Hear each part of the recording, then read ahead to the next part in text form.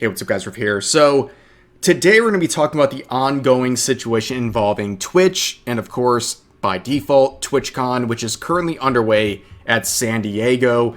There is some very big and concerning controversies involving this event, which have really culminated a long-standing history of security-related concerns involving content creators and really just the culture involving Twitch and TwitchCon as a byproduct. And we're going to talk about so many things today.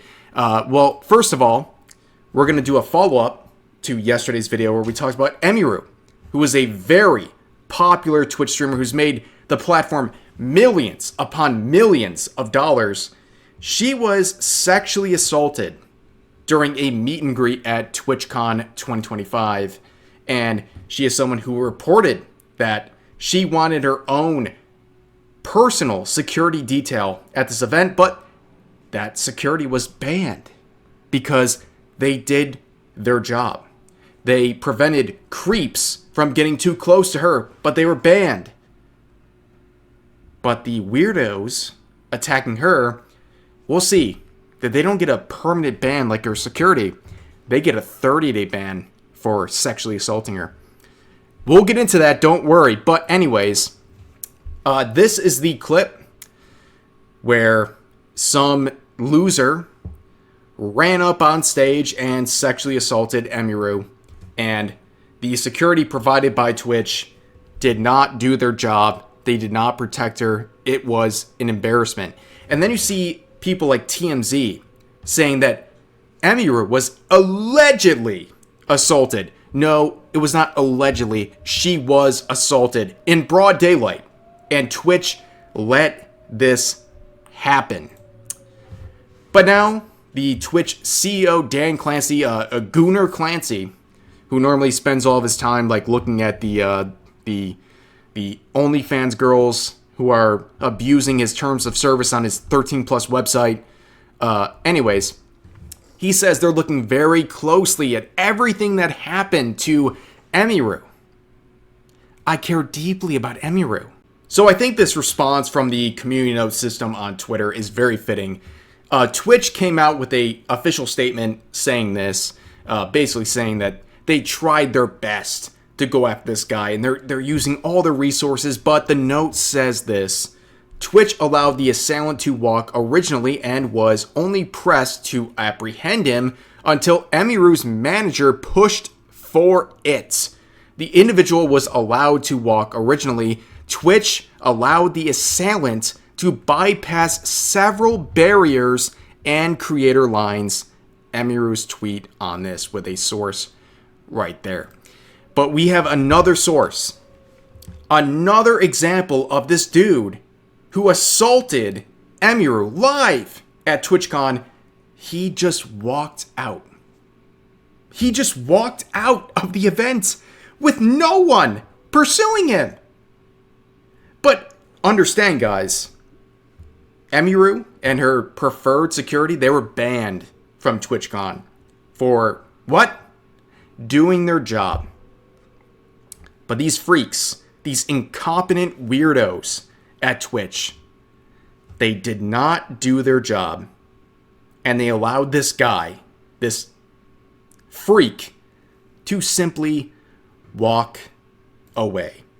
Now, of course, Dan Clancy, like I say, Gunnar Clancy, he did an interview with who else but Taylor Lorenz. Obviously, we saw one Twitch streamer yesterday, Emiru, get assaulted by a male fan, and a lot of streamers have, especially female streamers, have talked about, the danger that they feel from these sort of toxic, I guess, parasocial kind of creeps. What are you guys doing to prioritize safety? Because I know also a bunch of Twitch content creators said that they were too scared to even come to TwitchCon this year, just in case something like what happened yesterday would happen. The safety of our creators is the top priority. The challenge we face is a challenge in today's society. It's not limited to Twitch. It extends throughout our society. I do think that when you're live streaming, in many ways, since you control your community and you can ban people, you can make it so that those people that you don't want engaging with you and participating with you aren't there. Okay, it's very different. When I use other short form content and people say all sorts of stuff, myself, well, I can't stop that. But when I live stream, they basically don't bother me. Now, what happened yesterday obviously was something that we care deeply about, securing this environment. We're looking very closely at everything that happened there. And I care deeply about Emmy. She's a friend of mine. And so I want to see how we can support her. This is just something we have to keep working on. I think everyone identifies our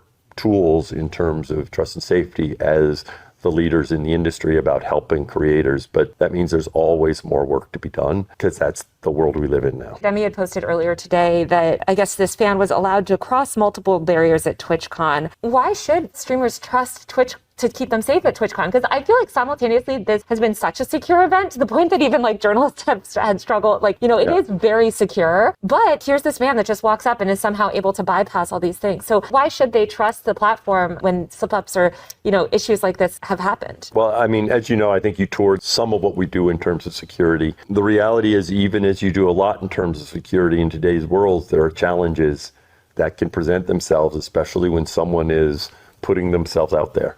Yeah, I'm sorry, Gooner Clancy. Friends don't do that to their friends, okay? They don't leave them to go out and get assaulted in front of people and have nobody, no security to defend them. This guy, put on a cowboy hat all you want, cowboy, but you're a coward. And look at Taylor Lorenz wearing a mask. In 2025? What year is this? And understand that this is the same woman who not only doxes people because they disagree with her journalism, but this is the same person who simps for Hassan Piker. The same guy who's been attending protests wearing a bulletproof jacket, right? He feels so unsafe. He wears a bulletproof jacket, but he feels comfortable enough bringing his dog to the same events. This guy is facing allegations of animal abuse, and he's bringing his dog to an event where he feels so unsafe, he wears a bulletproof jacket.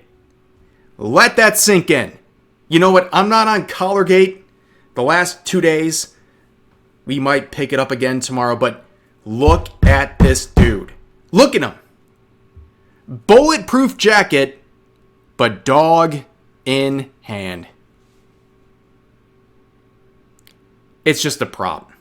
It's just a prop, guys. We all know this. But anyways, Moist Critical actually dropped a video about Emiru and the TwitchCon situation, and honestly, he's right. And in fact, it wasn't until her manager pressed them for action that they did anything at all. That's unhinged. They didn't want to, jump into action after a fucking assault just took place. I just don't get it. That's completely unhinged. It almost feels like maybe they're more angry about Emiru's bodyguard there shoving the guy. Like maybe they're thinking about banning him from Twitch events in the future or something. Like it doesn't seem like their priority is safety. If they were going to just let this guy walk away until Emiru's manager had to force their hand to do something, this is just not a safe environment. And this isn't a new criticism of TwitchCon. This has been consistently something that people have spoken out about for years with TwitchCon. Like, I'm sure a lot of you have heard the horror stories that have been reported numerous times in the past at previous TwitchCons about like drink spiking or like the lack of security present, stuff like that. It has been something that people have mentioned numerous times, and every time Twitch tries to assure the community that, they're really taking security seriously this time around. This time, it's fucking locked down. There's going to be no issues. And like clockwork, there's always seemingly some kind of big security concern or something that arises at TwitchCon. It's just, I don't understand how they're not doing anything to like remedy it. I mean, he's 100% correct. Look at clips like this. The security at TwitchCon is an absolute joke. Let me say that again. The security at TwitchCon is an absolute joke. They have allowed this to happen. And guys, by the way, not trying to expose anyone or like put them in a situation. I have seen both females and males, including people I have actually met up with in person, who have claimed They were sexually assaulted at TwitchCon. Not just TwitchCon, but TwitchCon 2025. It's a culture. It's a very disturbing culture that has been culminated on Twitch and by people like Dan Clancy. He has allowed this. And you know what he was doing during these allegations of all these things happening? He was going to after parties. This like ancient man going to after parties.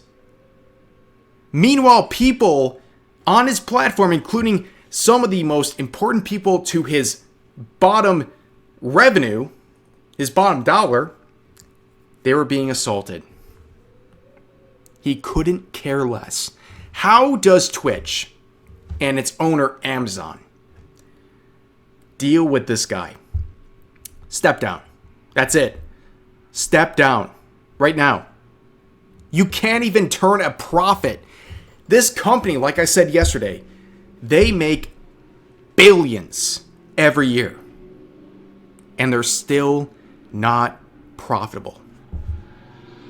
And yet their gooner CEO just goes around partying, doing whatever he wants.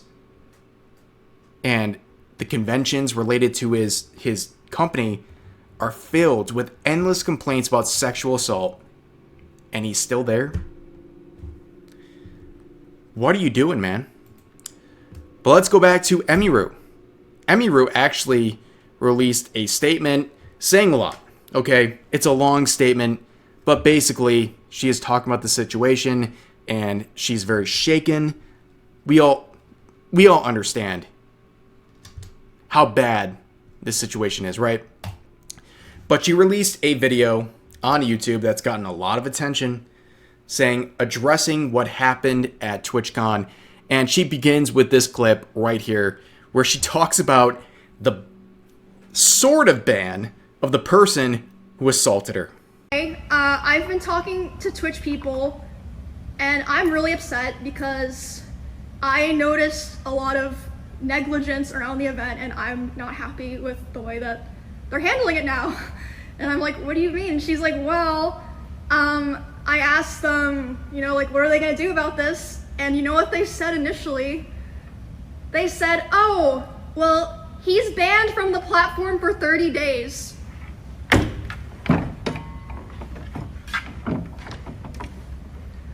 What? And then she's obviously like, hello? Like, that needs to be indefinite. What the f are you talking about? Also, that's like nothing to do with anything. No one gives a f if he's banned on Twitch or not. Like, we're talking about the convention here. So they change it to indefinite. Takes an hour for that to happen, by the way. These two people are the head of security for Amazon and the head of risk for Twitch.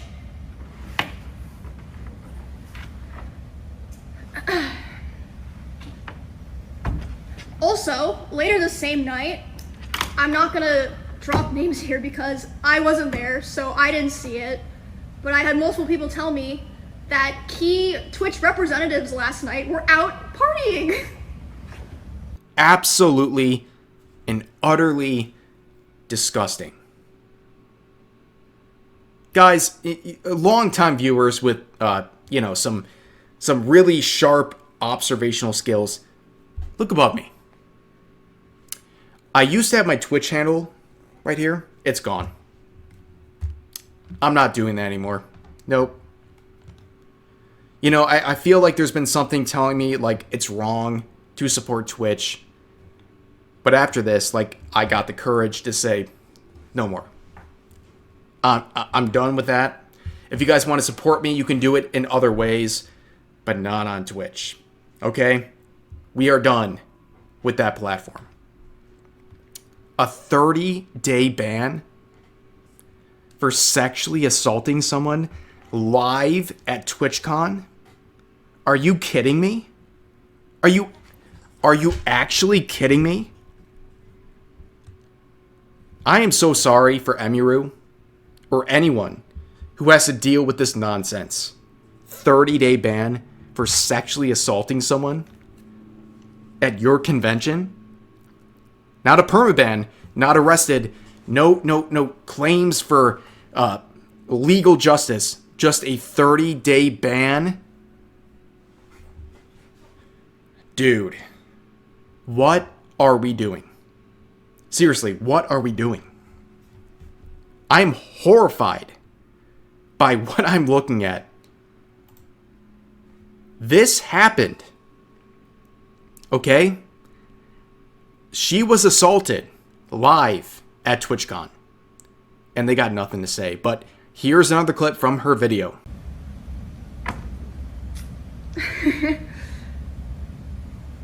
I don't think that Twitch would have put out an official statement if that clip wasn't posted and going viral. And even after the fact that that clip was posted and going viral, as far as I know, the other people who had meet and greets today were not reached out to ask if they wanted extra security or if they even wanted to cancel their meet and greet. Like, maybe some people were, but I know for a fact Extra Emily wasn't. My personal manager made sure that she had extra security. No one reached out to her. Don't know about everyone, but I know that for a fact. No, she's right. If you're someone who is supposed to be a host at any sort of meet and greet or whatever at TwitchCon, how do you feel safe? And I want to share a very disturbing account here from Chibidoki. Okay, this is a VTuber. And apparently, by the way, people were cut off. According to these users, she was cut off from her meet and greet. She had time to spare to talk to these people, but the staff at TwitchCon cut them off and said Chibidoki was sick. And that's why they were cut off. According to Chibidoki, she was not sick. They made that up. That's gross. That's weird. What's up with that? But it gets worse. Apparently, during the verification process, she had to unmask herself. Which is not only frightening for any content creator, but especially a VTuber who wants to, keep their identity a secret. She had to do that to get in with her spot. And you know what? About 2 years ago, me and my wife, we were featured guests at a convention in 2023. And we went behind the scenes. Sorry, I just banged my ring against the desk. But we went behind the scenes and we went to a Chibidoki Q&A. And she was wearing a bucket hat covering her head. And she had a mask on. And I believe she was wearing sunglasses as well. The point being, she wants to hide her identity for very obvious and good reasons, okay? It's not just the haters who are going to go out and try to harm you. It's the people who are obsessed with you in an unhealthy manner who are also a threat. So, protecting your personal identity, that is very important. But apparently she had to unmask herself in front of strangers because TwitchCon demanded that of her. Let's just watch one more clip from Emiru. I didn't really get a chance to talk about it because of, all the things that were happening, but I kind of wanted to apologize for some people were talking about the clip of me getting kind of emotional at the end of the RV trip. That shit kind of just slipped out, but there's a lot of things that I haven't wanted to talk about that I think I will probably be talking about when I get home from TwitchCon. So, just want to let you guys know about that. Yeah. So in this clip, she does not confirm who she's going to drop this video or whatever it is on, right?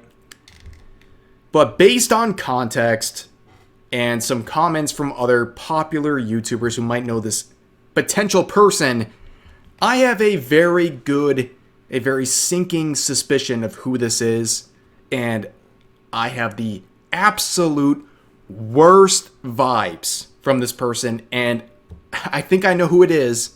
And if she is gonna speak the truth on this guy, all I can say is, Emiru, go for it, because this guy is a weirdo. He is a very weird and like I said, worst vibes ever.